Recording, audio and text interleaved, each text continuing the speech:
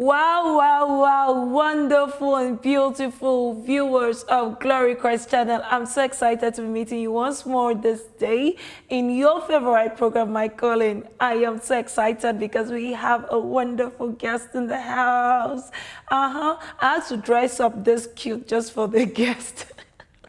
So you can imagine how happy I am. And more to that, the first woman who will be receiving in My Calling. Oh, wow. Isn't that interesting? So today we are going to talk with somebody that is not only a pastor, but a gospel artist, a minister, gospel minister. She sings. She is not just that, but also a cultural manager, of the founder of Rezo Alpha Associations. And she is having presently a master's in anthropology and pursuing her research in PhD. She is a pastor in the Glory of Christ Chapel and, of course, of origin, the West region. Pastor is married. So forget, she's very married and very loaded, of course. And that's why this day in My Calling, we'll be welcoming a special woman that when I look at her, I'm just like, wow. She is none other than Pastor Anicha Wakchukwu of the Glory of Christ Chapel.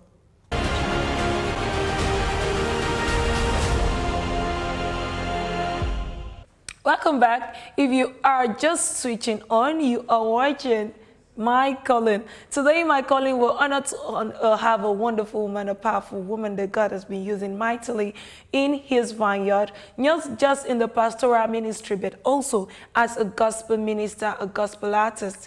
Today, Pastor Anicha Wakchukwu will be sharing with us her call into the ministry as a pastor. And of course, I don't know how many people know her as a gospel artist. You know that other part of her today, you'll be discovering her as a pastor. So, Pastor, welcome. Thank you very much, Vanessa. I'm so happy to have you in My Calling. I'm also very happy to pass on this program. It's a great... Really, right? I'm so happy because the last time in My Calling, we had a pastor that was like, you know, the first time I came to Chapel de la Gloire, I was passing. I heard somebody singing so powerfully, and I was like, wow, which church is that? And I came closer, and I discovered it was Pastor Anicha Wakchukwu, who have met her today in person. Hey! And of course, being the first lady to pass in My Calling. Wow, what a good thing. It's so great. Yeah. I thank the Lord for that. Amen. Amen. So, Pastor, we read in your profile that you are a pastor, but you are also a cultural manager. You have a lot of things that are being associated with culture. How does that work? Pastor, culture? Okay, I want to say I'm not, what can I say, I'm not full-time calling. And so I have my personal work, and my personal work, I'm an artist. I'm an artist, professional artist in the theater field, storytelling, and also a cultural manager, as you said earlier. So I think God is an artist. Yeah. And if we are called to be the E and co-E with Jesus Christ, and we were made at the image of God, I think I'm really, really happy in the field work I choose. That is why I think he has given a great, what can I say, ça a donné une autre connotation justement à mon appel parce que tout le temps je suis sur scène, donc lorsque je monte sur l'estrade pour prêcher, c'est pas trop différent de quand je suis sur scène devant des centaines de milliers de personnes en train peut-être de jouer une pièce théâtrale ou bien de conter ou pourquoi pas ou de chanter. Donc pour moi c'est la même chose. I like the fact that you started by making us understand clearly that you are not a full-time pastor. Now, when I come into it, I'm like, what really pushed you into this pastoral ministry? Is it just the zeal or you received the calling from God? Ok, Vanessa, je voudrais commencer.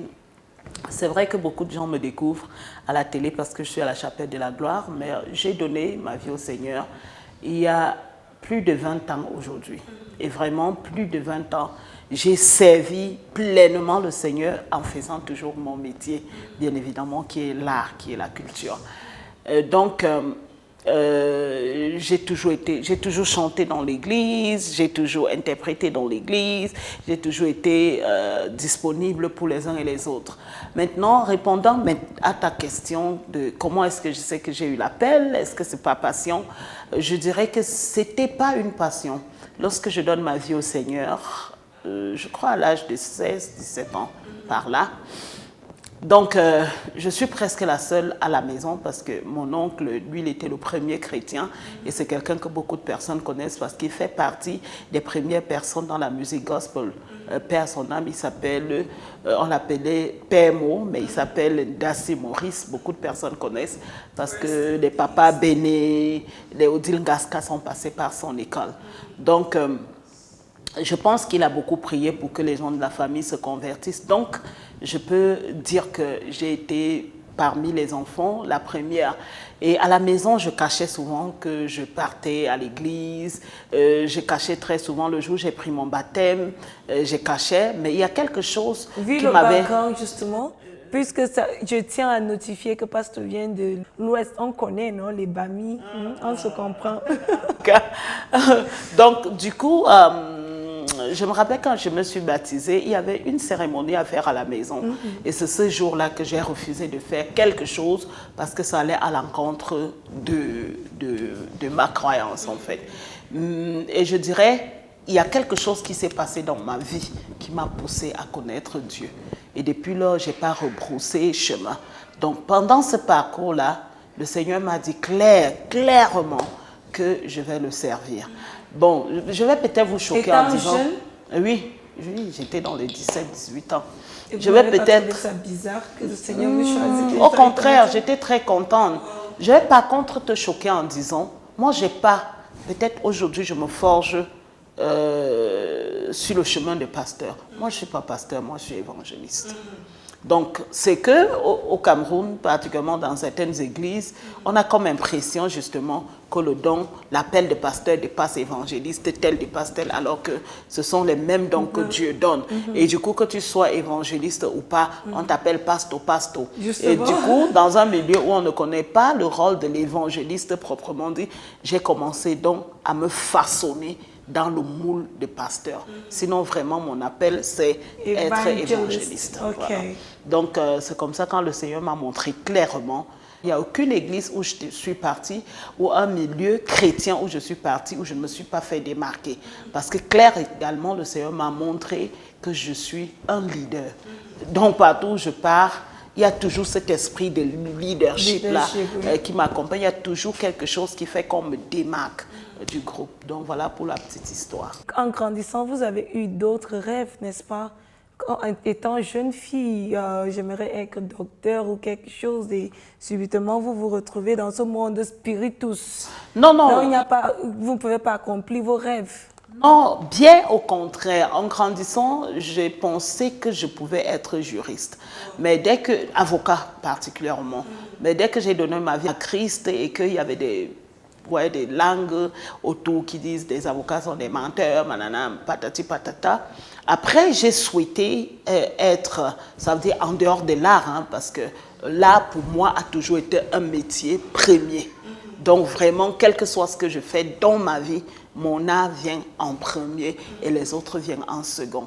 Donc du coup, j'avais souhaité être journaliste et je voudrais dire, je ne pense pas que je suis passée à côté de mes rêves. C'est vrai que c'est difficile pour accomplir mon rêve parce que peut-être ça va vraiment à pas d'escargot, mais je pense que même si je ne suis pas journaliste confirmée, j'ai quand même un B.A.B.A. dans le journalisme. Et lorsque je suis partie à l'université, je voulais être psychologue. Ça, je dis bien. Non, toujours... en les rêves changés. Non, je vais toujours dire. En fait, je vais dire, mon rêve d'artiste n'a jamais changé. Oui. Au contraire, peut-être dans le monde comment je veux dire, de l'église, on ne me connaît pas parce que je ne suis pas l'artiste de la télé, de Canal 2, etc. Mais dans le monde professionnel, artistique, au Cameroun, que tu ailles au ministère, que tu ailles dans les structures de coopération et tout, lorsque tu dis Annie Tchawak, on te dira qui je suis. Voilà, justement, parce que c'est nous qui faisons les arts de création au Cameroun. Donc quand quelqu'un vient, on veut un artiste qui fait dans les arts de création, on sait qu'on peut mettre la main sur nous. Peut-être pas humour, pas tout ce que vous voyez dans la télé, mais et puis je suis fière de l'être. Donc à côté, donc, je pensais accompagner avec psychologie ou sociologie jusqu'à ce que je tombe sur l'anthropologie qui va en droite ligne avec non seulement mon appel, mais également le métier d'artiste que je fais. Wow. So how has it been matching your pastoral ministry or your evangelistical because it's very important to note you highlighted that you're an evangelist. So how has it been matching the evangelistic ministry and the cultural and everything, your professional life? How has it been matching both? Don't you get judgment from people like you are trying to pull away or you're just masking yourself or something? Je pense que c'est plutôt dans l'Église qu'il y a trop de préjugés et qu'il y a trop de jugements de valeur. Parce que là dehors, quand je fais mon spectacle, c'est pas différent d'un journaliste chrétien qui va à la télé, d'un médecin chrétien qui va à l'hôpital parce qu'il veut travailler, etc. Comme tout corps de métier. Donc, lorsque je suis sur les planches, je suis une artiste. C'est-à-dire, si je vais prester, comme d'ici peu, je suis en train de vouloir monter un spectacle appelé Feu mon mari, qui sera interprété par une grande comédienne que je tais le nom. S'il faut jouer nu, je ne vais pas dire que non, c'est parce que je suis pasteur. Vraiment, c'est un appel. C'est mon métier.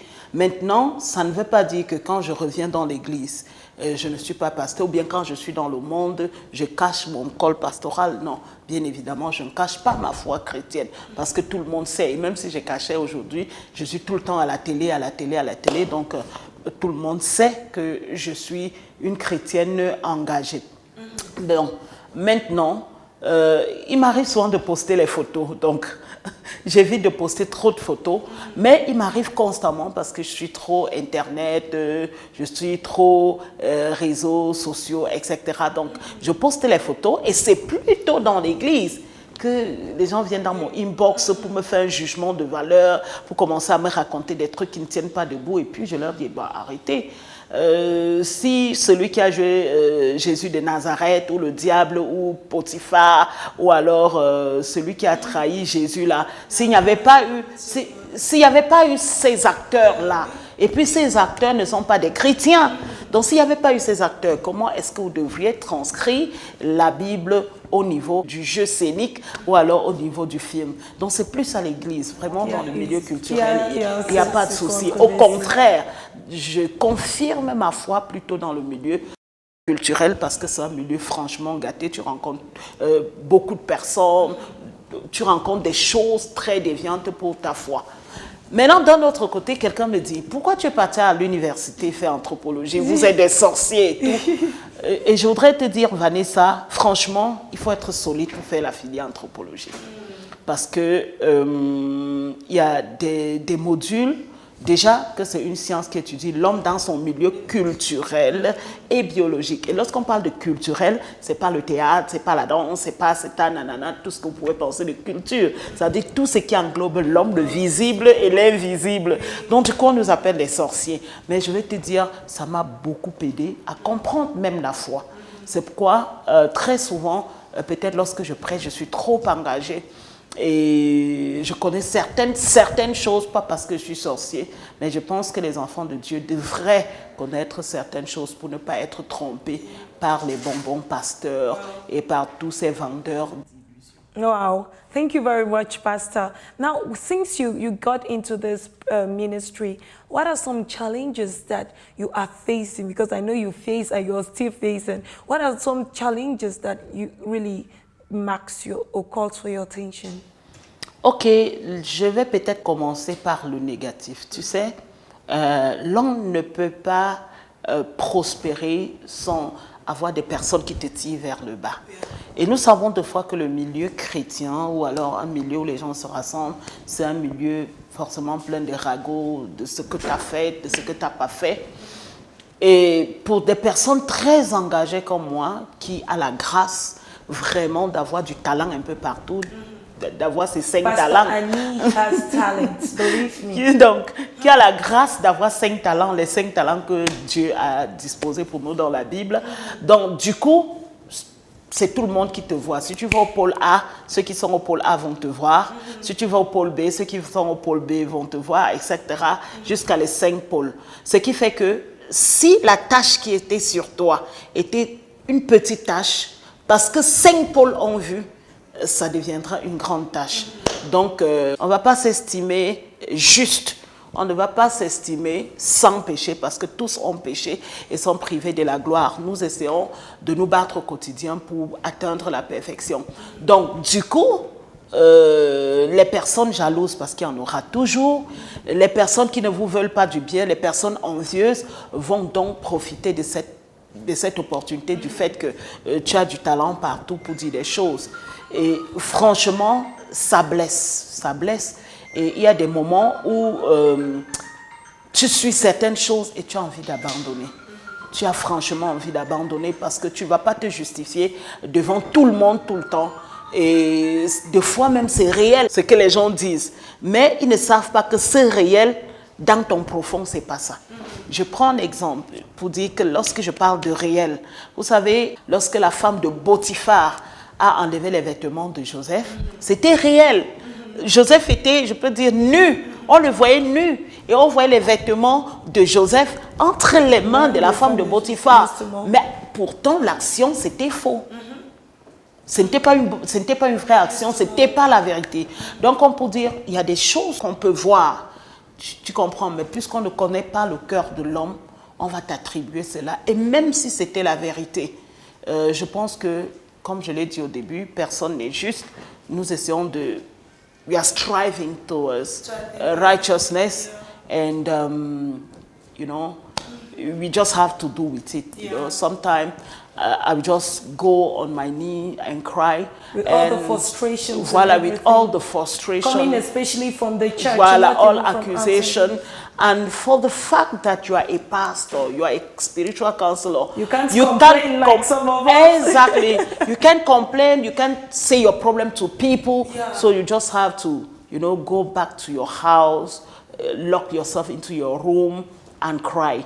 I think if my pillow can testify and open my life like this, people will say, donc celle qu'on voit qui est toujours en train de rire, qui est toujours joviale, donc c'est ça. So that is... Wow. Well, I can really attest to the fact of your talent and all. I remember the first time, 6 years ago, that I stepped my feet into Chapelle de la Gloire. You were the one leading worship, and the song was, well, you were singing a couple of songs, but the song that touched me was, Nous élevons nos mains vers toi.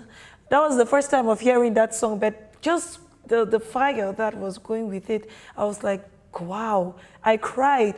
You know, when you get into another dimension of worship, you are like, you see yourself as nothing and you're like, God, why do you love me so much? And that is it. I can really attest to the fact that God has been using you to do great things. Say even amen. though we don't say it that often.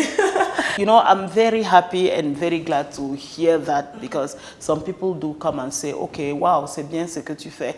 Et je pense que ça nous encourage parce que des fois, quand tu n'es pas apprécié, tu ne sais vraiment pas où mettre le pied. Tu as comme impression que tu n'avances pas, que tu ne recules pas et ça peut te décourager et puis peut-être tu peux abandonner si tu n'es pas forte.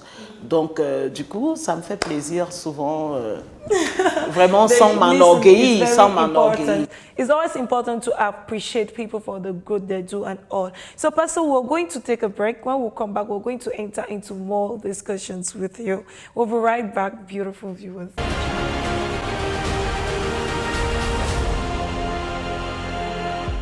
Welcome back. If you're joining us, you're watching My Calling, and we are with Pastor Annie Chawak-Chukwu, all the way from the Glory of Christ Chapel. Today, she's been sharing a lot with us how she was cut into the ministry.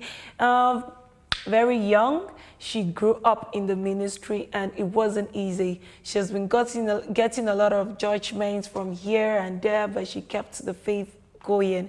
And of course, Pastor, we're going to say, keep up, let God continue to bless you. Now, I'm going to get into the blissful part of it. Has it always been so bitter all the time? No, I cannot say it's always been so bitter. Dans le Seigneur, c'est pas toujours. Au contraire, je voudrais te dire quelque chose. C'est pas parce que c'est souvent amer que je m'accroche sur ce qui est amer. J'ai appris quelque chose au travers du Saint-Esprit. Lorsque les choses chancellent, lorsque les choses ne vont pas bien, la question que je me pose toujours, Seigneur, qu'est-ce que tu veux m'enseigner? Donc, je ne prends pas ça mal. Je me dis, le Seigneur veut m'enseigner quelque chose. Et je prends plutôt le bon côté de Seigneur, tu veux m'enseigner quoi? Et du coup, je fais de toute opportunité, des belles opportunités et de belles aventures pour moi. Donc, ça n'a pas toujours été mauvais. Bien au contraire, il y a plus de bonnes choses que de mauvais. And when you think of it, do you think it was worth it? Worth going into the ministry? Oui, je pense. Je pense parce que c'est vrai que je n'ai pas déballé ma vie familiale. Je n'ai même pas envie de déballer ma vie familiale. Mais je pense que c'est une force. Tu sais, lorsque tu es orpheline, tu ne connais ni ton père ni ta mère et que tu grandis dans des familles, de très bonnes familles bien évidemment, il y a toujours forcément ce vide. Et je pense que c'est ce vide qui m'a lié au Seigneur.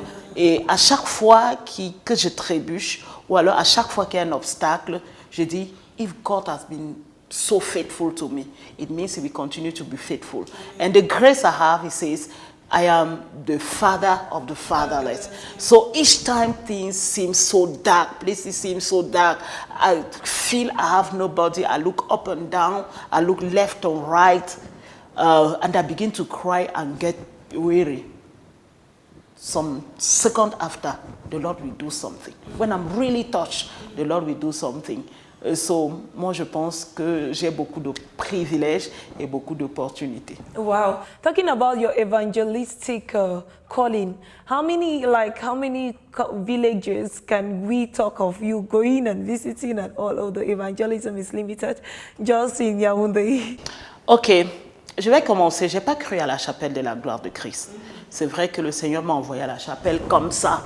J'étais pasteur résidente quelque part et cette église est grande maintenant. Je me rappelle le jour où je partais comme ça et le pasteur n'était pas si content. Moi, j'ai cru dans des obédiences anglophones et peut-être d'où mon engagement et d'où ma force également. Mais pas une fois que j'ai cru, je n'ai pas fait un an, j'ai voyagé.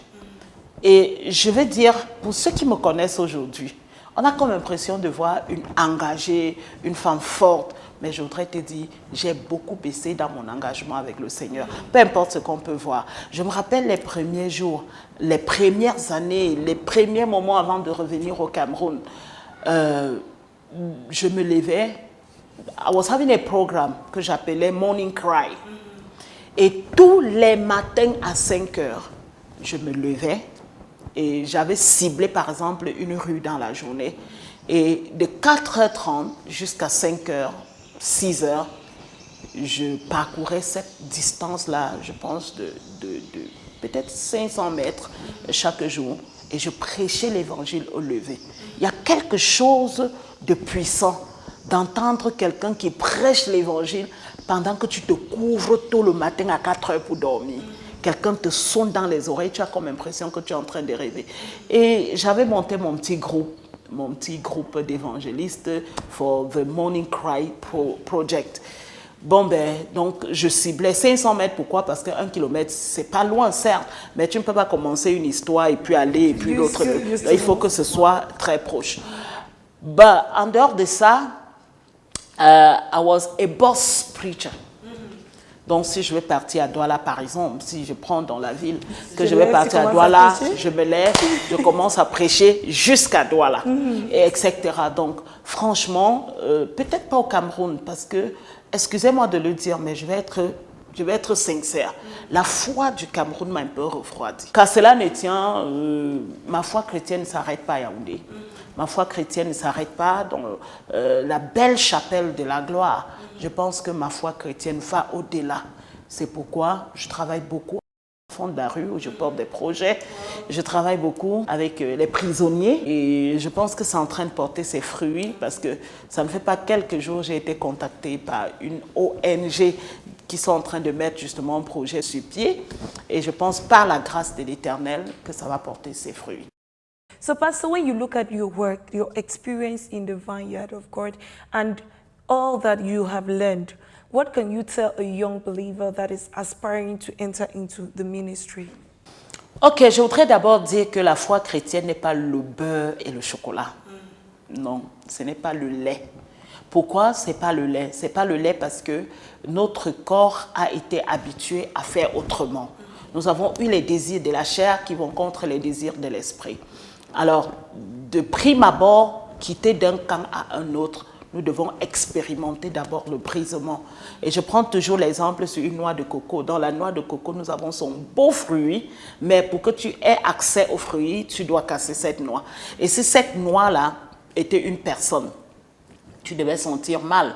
Donc nous sommes comme cette noix de coco-là. Avant d'atteindre le bon fruit qui est en nous, nous devons nous dépouiller des œuvres de la chair et ce n'est pas toujours facile. Mais je voudrais te dire que lorsque tu mets ton espérance au Seigneur, lorsque tu mets ta foi au Seigneur, ça pourra peut-être être difficile, mais Dieu dit porte ta croix et suis-moi. Ce Dieu qui dit porte ta croix et suis-moi est un Dieu de miséricorde. Il ne va jamais te permettre d'arriver à destination avec un fardeau qui pèse aussi longtemps que tu le suis. Donc qu'est-ce que Dieu fait? Tout simplement, en coup de route, là où il veut et comme il veut, mais ce qui est sûr, c'est qu'il va porter ta croix pour alléger justement ton fardeau.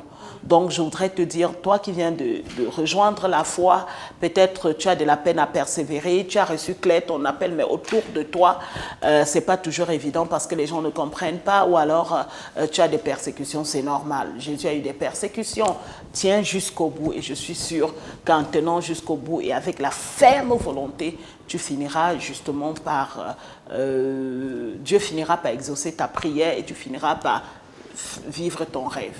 Wow, thank you very much, Pastor. Seeing a young woman as you into the ministry and of course continually serving God and devoting your time, energy in the vineyard of God is very encouraging. Well, thank you for sharing with us this wonderful experience of yours. In my calling, we're really honored. A last word to somebody watching you. Je voudrais vous dire vraiment, sans Jésus, vous êtes démodés. Parce que le monde aujourd'hui va à l'envers et nous sommes presque à la fin des temps. Peu importe le travail que tu fais, c'est un boulot, mais tu as une vie personnelle, une vie à mener. Et cette vie-là doit être en relation avec le Seigneur, celui qui te donne le souffle de vie, parce que tu es incapable de monnayer pour le souffle de vie. Donc, le monde va à l'envers. Nous pouvons voir le livre d'Apocalypse en train de se réaliser sous nos yeux. Alors, tu n'as plus à hésiter. Tu dois tout simplement te retourner vers le Seigneur. Et peu importe ce que tu traverses, les échecs, le rejet, tout ce que tu traverses, la frustration, Dieu a le dernier mot si tu t'accroches et tu as foi en lui. Amen. So with that word, our beautiful viewers, I won't say anything. Pastor has said everything. Give your life to Christ and you will see how your story will turn around. Pastor, thank you very much. God bless you. And beautiful viewers, God bless you more. Remember, if you want the key of success, Jesus is the key. We were so blessed having Pastor Annie today on our wonderful program, My Calling. And of course, we're hoping that we're going to have her again in some upcoming editions where she'll be talking to us about something. Otherwise, this calling, maybe, why not, her gospel music artist ministry. So our beautiful viewers, that was it for My Calling this day. See you next time. And remember that before you were formed in your mother's womb, Christ had chosen you for a purpose. Live the purpose of Christ in your life and give him the glory. We love you, but God loves you more. Bye-bye.